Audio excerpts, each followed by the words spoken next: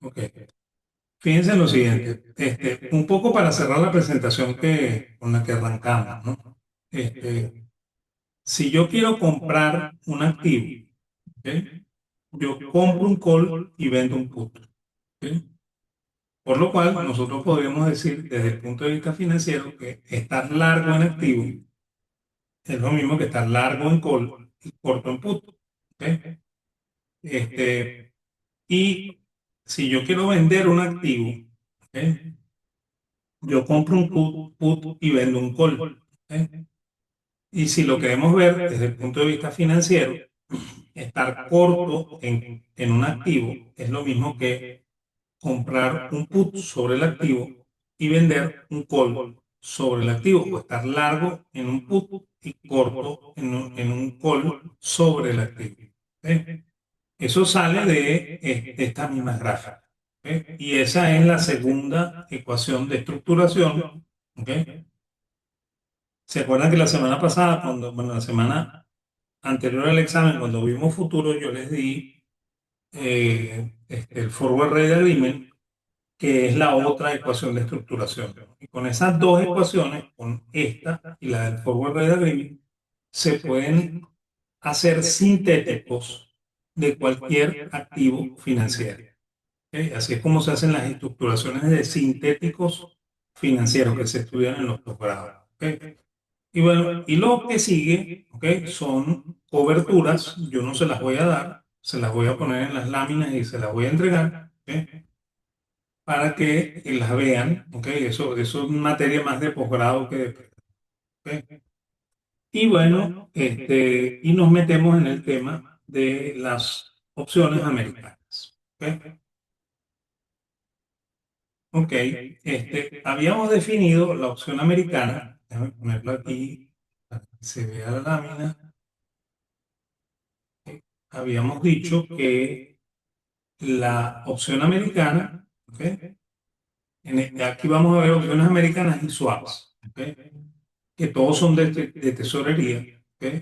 La diferencia entre una opción americana y una opción europea, la primera es que en las opciones americanas el ejercicio se puede hacer en cualquier momento hasta la fecha de ejercicio. En cambio, en las europeas solamente se puede hacer en la fecha del ejercicio. ¿Ok? La otra diferencia es que las opciones americanas se contratan en mercados no regulares, o sea, en mercados OTC, por lo cual se contratan en tesorerías, bolsas de valores, no bolsas de opciones, sino una bolsa de valores, por ejemplo, una bolsa de mercancía, ¿ok? Pero no en cámaras de compensación de opciones, ¿ok? Por lo cual son mercados de fuera, ¿ok? Así es como venimos llamando en castellano a los mercados OTC, mercados no regulares o mercados de fuera. ¿Ok? En los demás elementos son exactamente igual a una opción europea. ¿Ok? De hecho, la fijación del precio es igual, todo es igual a una opción europea. Igual tienen los mismos elementos, todas esas cosas que hablamos con en el caso anterior. ¿Ok? La primera de las opciones europeas es el derecho de suscripción. ¿Se acuerdan que eso lo habíamos visto cuando hablamos de acciones? ¿Ok? El derecho de suscripción en inglés se llama right offering, ¿ok? Así como está escrito aquí. ¿Ok? Pero también cuando se habla de esto en mercado de opciones se le llama warrants. ¿Ok? Y es una manera de financiar a las empresas. ¿Ok? Las empresas pueden vender warrants, ¿ok? Por lo cual les entra un flujo de caja, ¿ok? Y si posteriormente se suscribe la acción, entra otro flujo de caja, ¿ok? Adicional, por lo cual es una manera de financiamiento de la empresa, ¿ok? Y consiste en el derecho a suscribir, right offering, una acción o un conjunto de acciones a partir de otra acción o de otro conjunto de acciones, ¿ok? Es un derecho que se otorga a los accionistas, ¿ok? Y en el caso de los warrants se le otorga a particulares que pueden ejercer ese contrato en una determinada fecha, ¿ok? Por lo cual es un derecho, ¿ok? Que se compra, o sea, es un comprar un call, exactamente igual que comprar un call, ¿ok? Sin embargo, tiene una característica diferente. Ya vamos a ver cuál es. Por ejemplo, una empresa le otorga a sus accionistas el derecho a suscribir una acción por cada una que tengan a un precio de suscripción, que puede ser el valor nominal, suponiendo que el valor nominal es $5, más el 20%. ¿Ok? En este caso, si a mí me dicen que yo puedo suscribir a 5 más el 20%, entonces significa que yo puedo suscribir a $7. ¿Ok? Y vamos a suponer que eso expira el 31 de agosto. Entonces yo puedo ejercer esta opción mañana. ¿Ok? No lo puedo ejercer el sábado y el domingo porque no debería estar abierta la empresa. El lunes que viene la debería ejercer también. Y todos los días que sean no feriados hasta el día 31 de agosto. ¿Ok? Y la única condición para que el derecho de suscripción tenga sentido es que el precio de mercado de la acción sea mayor al precio de ejercicio. Igualito que en el caso del call, ¿no? Cuando el precio de mercado es mayor que el precio de ejercicio, se ejerce. ¿Ok? Ahora, si le ponemos más números a esto, ¿ok? Supongamos que yo tengo el mismo caso anterior y una empresa me otorga a los accionistas o a terceros, ¿ok? El derecho de suscribir una acción por cada una a un precio de valor nominal $5 más $2 más el 20%, que expira el 31 de agosto. Y vamos a suponer que el precio de mercado de la acción hoy es $10. Si el precio de mercado es $10 y a mí me cuesta suscribir estos 7, tiene sentido que yo suscriba, ¿no? Porque voy a ganarme $3 al suscribir, ¿no? Por lo cual, si yo este, segmento los elementos de este contrato, el precio de suscripción es $6, ¿ok? El precio del activo subyacente es $10, perdón, sí, el precio del activo subyacente en el mercado spot es $10, la paridad es 1 a 1, ¿ok? Y bueno, yo aplico la inecuación del call, ¿ok? Cuando el precio de ejercicio es mayor, el precio de mercado es mayor que el precio de ejercicio. Y bueno, y de ahí calculo la utilidad, ¿ok? Suponiendo que el precio de mercado es 10, ¿ok? Por una acción, ¿ok? El precio de ejercicio es 6 por una acción, ¿ok? Y yo quiero saber cuánto debería ser la prima, ¿ok? Si la paridad es 1 a 1, ¿ok? Entonces, en ese caso, yo supongo que el precio es cero, ¿ok? Para saber cuánto es la prima, ¿ok? Y de ahí deduzco que la prima es $4, ¿ok? Así es como se calcula la prima, ¿ok? Por valor binomial, ¿ok? Así es como se llama esto, este cálculo de la prima, el valor de la prima por el método binomial, ¿ok? Hay un segundo método que yo no les voy a enseñar, que se llama el método de Black y Scholes, que es una ecuación larga, ¿ok? En la cual se usa la curva normal, ¿ok? Y me debería dar una cosa cercana a 4 igualito, ¿ok? Por ejemplo, si yo compro un warrant a $4 y lo suscribo, ¿ok? Y pago los $6 que cuesta la suscripción, ¿ok? Es lo mismo que si yo comprara una acción a $10, ¿ok? Entonces el warrant vale exactamente $4. O sea, el precio de suscripción es $4. ¿Ok? Entonces, ese es el warrant. ¿Ok? La segunda opción americana es el FLUR. ¿Ok? Y en las tres opciones que vamos a ver aquí son coberturas de tasa de interés, ¿ok? Hechas con opciones americanas. Supongamos que yo tengo una inversión, ¿ok? Yo soy una empresa o un manejador de cartera y tengo una inversión que obtiene un rendimiento a tasa variable del 3%. Y supongamos que yo estoy preocupado porque creo que las tasas van a bajar, ¿ok? Por lo cual este rendimiento no va a seguir siendo 3%, sino que va a ser menor. Entonces yo estoy en condiciones para negociar un FLUR, ¿ok? Llamo al tesorero bancario y negocio un FLUR en el cual él me asegure que si la tasa se cae por debajo del 3, él cubre la diferencia, ¿ok? Para que yo siga ganando 3. ¿Ok? Él me calcula eso y me dice, eso tiene un valor de X, ¿ok? Un valor cualquiera. ¿Ok? Y yo en función de ese valor decido si lo compro o no lo compro. Si yo lo compro, cada vez que la tasa se caiga de 3%, por ejemplo, cuando se cae a 2%, el banco me va a pagar 1% a mí, ¿ok? Porque yo pagué esta prima. ¿Ok? Y obviamente cuando la tasa regresa a 3, el FLUR se cierra, ¿ok? No me siguen pagando, ¿ok? Y si esto dura un año, ¿ok? Y no ha terminado el año y se vuelve a caer por debajo de 3, el banco vuelve a cubrirme la diferencia entre 3% y el precio al cual se cae la inversión, ¿ok? Por lo cual yo voy a mantener esta ganancia del 3%. Sin embargo, claro que eso me cuesta algo, no me cuesta una prima, ¿ok? Y bueno, esa es la primera opción americana, ¿ok? Bueno, la segunda opción americana. La primera con respecto a tasas de interés. La otra, la otra opción americana que también se relaciona a tasas de interés se llama CAPS, ¿ok? Y en este caso es un techo de tasa, ¿ok? Así como el otro era un piso de tasa, es un techo de tasa. ¿Ok? Supongamos que yo tengo una deuda que paga a tasa variable 5% y yo estoy muy preocupado porque yo creo que las tasas pueden subir, por lo cual voy a tener que pagar más intereses por mi deuda. ¿Ok? Entonces yo puedo negociar con un tesorero bancario y el tesorero bancario me va a vender un CAPS, ¿ok?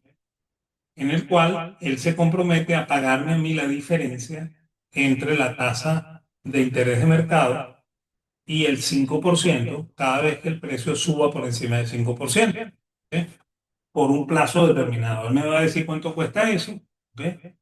Y bueno, si yo acepto, ¿ok? Esto está cubierto por un determinado plazo. ¿Ok? Y cada vez que el precio suba por encima, que la tasa suba por encima de 5, él me va a pagar la diferencia. ¿Ok? Por lo cual yo sigo pagando 5%, ¿ok? Y el exceso por encima de 5 lo paga el banco. ¿Ok? Si yo tengo las dos cosas, si tengo una inversión y tengo una deuda, entonces yo estaría en la disponibilidad para negociar un collar, ¿ok? Que es la tercera opción relacionada a tasas de interés. ¿Ok? Opción americana relacionada a tasas de interés.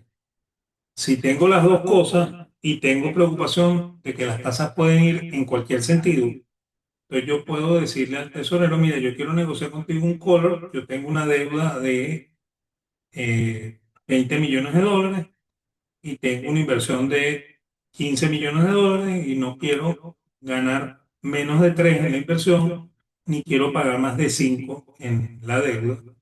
Y entonces el tipo me va a decir cuánto me vale eso, cuánto me cuesta ese contrato. ¿Ok? Yo decido si lo compro, si lo compro. Entonces tengo un contrato doble que me va a permitir que el banco me cubra cualquier subida de la tasa de interés por encima del 5% o cualquier caída de la tasa de rendimiento de mi inversión por debajo del 3%. ¿Ok? Durante un plazo determinado. Y ojo que eso se puede abrir y cerrar a cada rato. ¿Ok? Estamos, o sea, está cubierto por un determinado plazo. O sea que esto se parece mucho a un contrato de seguro. Por eso que se llaman primas los precios. ¿Ok? Ok, el segundo swap que vamos a estudiar se llama swap, eh, este, eh, ¿cómo se llama? Se llama, perdón, el segundo tipo de opción americana se llaman swaps, ¿ok? O el tercer tipo de opción americana se llaman swaps. Y los swaps tienen tres formas, ¿no? El security swap, el debt equity swap y el interest swap. ¿Ok? El security swap, ustedes lo conocen, ¿ok? El security swap es la permuta financiera con la cual se hace la compra o venta de divisas en el mercado de permutas. ¿Ok? Si yo quiero comprar dólares, por ejemplo, compro un título de valores denominado en dólares y lo pago en el mercado venezolano en bolívares. ¿Ok? Y luego vendo ese mismo título valor en el mercado norteamericano y consigo dólares. ¿Ok? Por lo cual es una forma de conseguir dólares. ¿Ok? Por eso es que se utilizan los mercados cambiarios, ¿ok?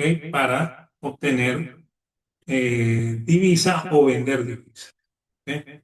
Si yo quiero vender dólares, bueno, compro con mis dólares ese título valor en el mercado extranjero, lo traigo a Venezuela, lo vendo en bolívares y es como si hubiese hecho una operación de cambio. ¿Ok?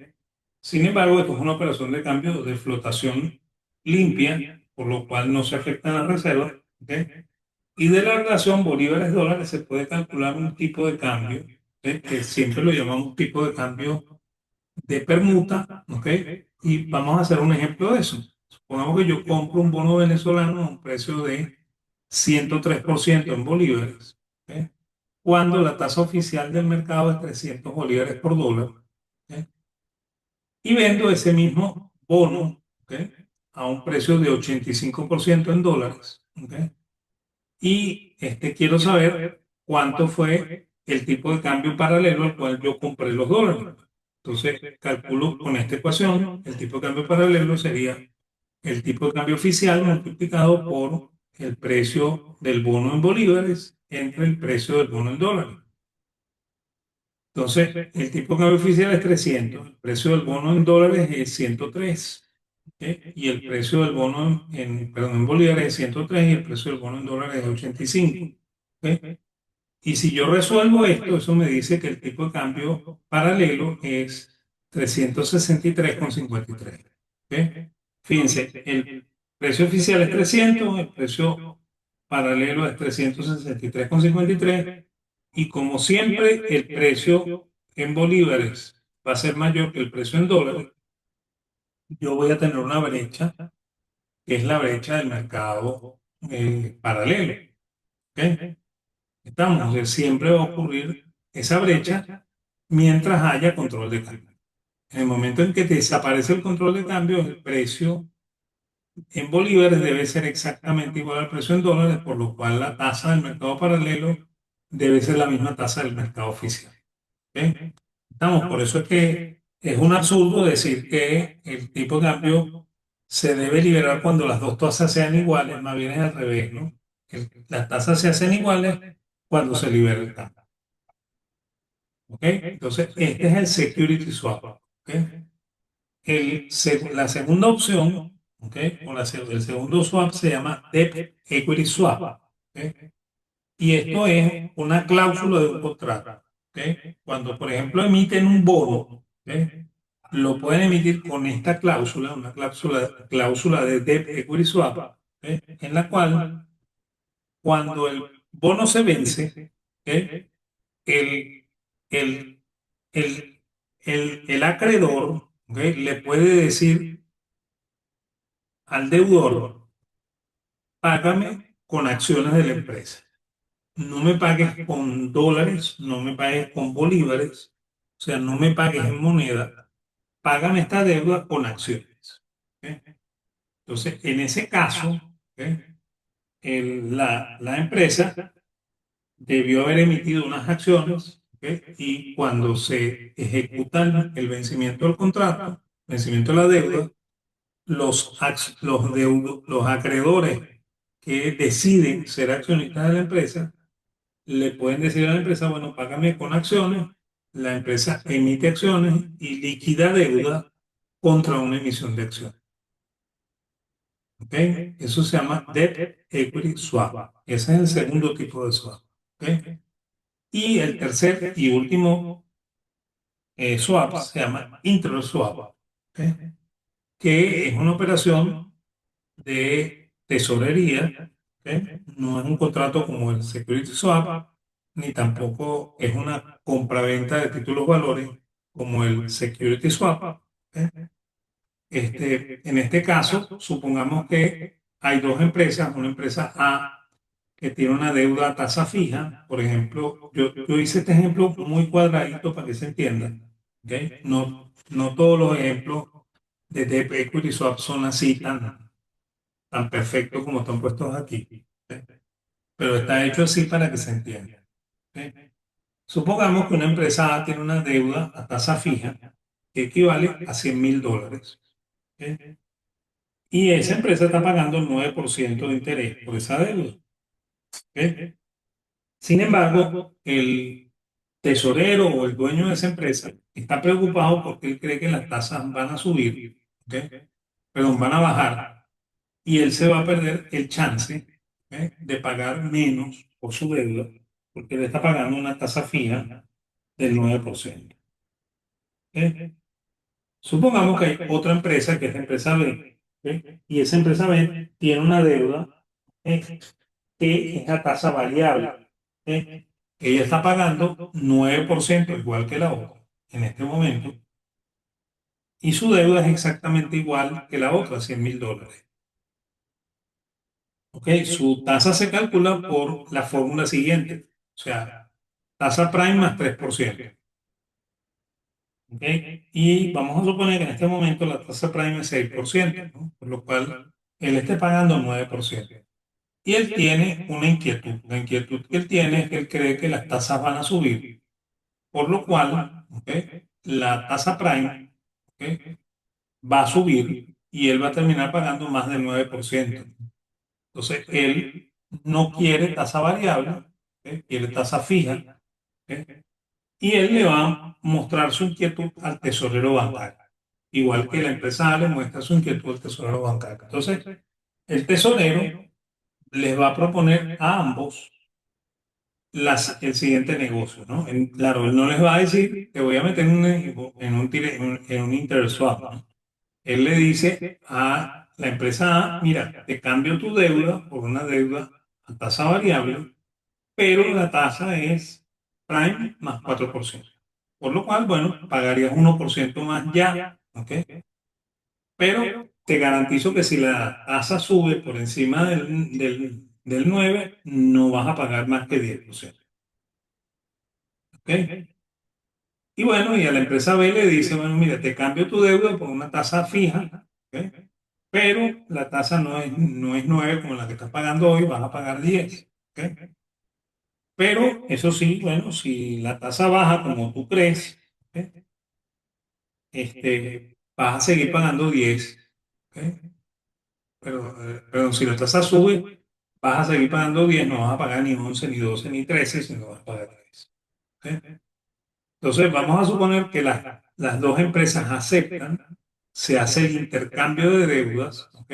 Y en este caso, la empresa B está corriendo el riesgo de A y la empresa A está corriendo el riesgo de B. El banquero no corre ningún riesgo y el banquero se gana, además del 9% de las dos deudas, 2% adicional por hacer el swap. ¿Ok? Y bueno, y aquí va un comentario adicional. ¿Ok?